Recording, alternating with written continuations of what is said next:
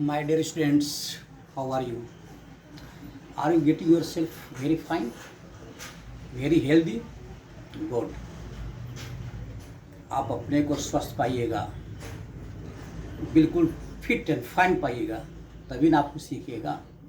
ठीक, तो मेरी आशा है कि आप बिल्कुल स्वस्थ हैं, एकदम फिट हैं और कुछ आप सीखने योग्य हैं। ये बताइए बच्चों, कल मैं जो टॉपिक दिया था ज्योग्राफी के चैप्टर 1 से, मैं क्लास 10 के बच्चों से पूछ रहा हूँ कि कल शाम में जो मैं टॉपिक बतलाया था ज्योग्राफी के चैप्टर 1 से फर्स्ट पैराग्राफ से, इसी को पूरा चैप्टर ही है, रिसोर्सेस एंड डेवलपमेंट। कितने बच्चे मेरा वीडियो कल वॉच किए थे? बहुत कम बच्चे। बहुत बच्चे तो इग्नोर भी कर देते हैं और बहुत बच्चों को पता भी नहीं होगा। तो जिन बच्चों को पता नहीं है उन बच्चों को देखने वाले बच्चे क्यों नहीं शेयर कर देते हैं मेरा वीडियो? दूसरे बच्चों को प्लीज़ बच्चे आप शेयर कर दीजिए। जिन बच्चों को मेरा चैनल या मेरे वीडियो के बारे में नहीं पता है, मैं कल बोला था ना कि मैं ज्योग्राफी के प्रत्येक चैप्टर प्रत्येक टॉपिक में बहुत अच्छा तरह से समझाऊंगा, आप समझ जाइएगा इजी वे में। कल मैं सिंपल डिफिनेशन दिया था रिसोर्स का, आज ब्रॉड डिफिनेशन मैं कल बोला था ना आज के लिए कि मैं ब्रॉड डिफिनेशन जो तुम्हारे एनसीईआरटी बुक में है ना, जो बोर्ड में आता है, मैं तो कल जनरल डिफिनेशन दिया था, जनरल बताया था, इंट्रोडक्शन दिया था, वाटर रिसोर्सेज एग्जाम्पल में दिया था। अब रिसोर्स का ब्रॉड डिफिनेशन जो एनसीईआरटी बुक में जो बोर्ड में पूछता है, 2027 के बोर्ड में जो पूछ सकता है, देखिए रिसोर्सेज आर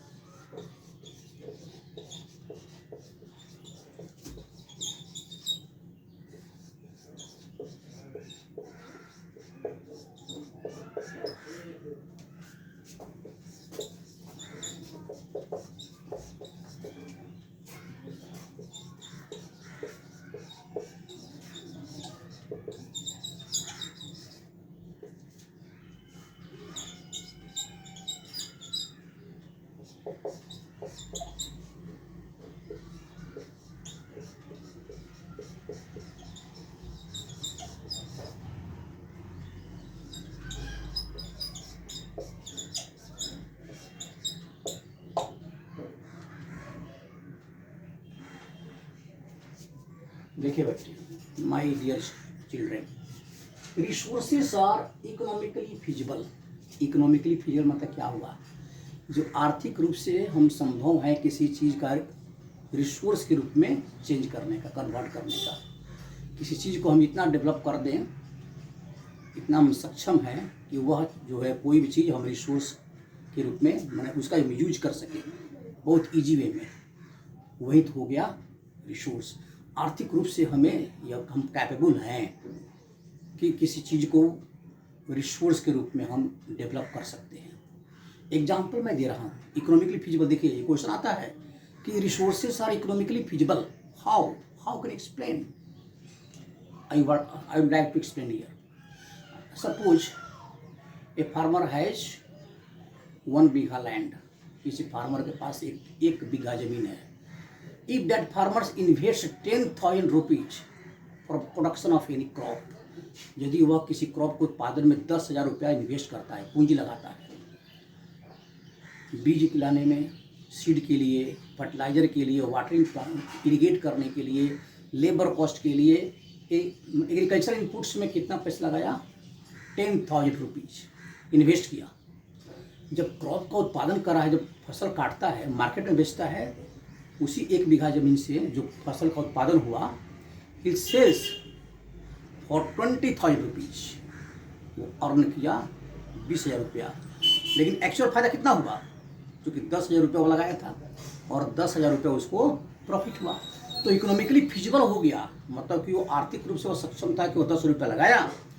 मैंने किसी चीज़ का जो लागत खर्च है, लागत खर्च से यदि फायदा अधिक होता है, वही है इकोनॉमिकली फिजिबल।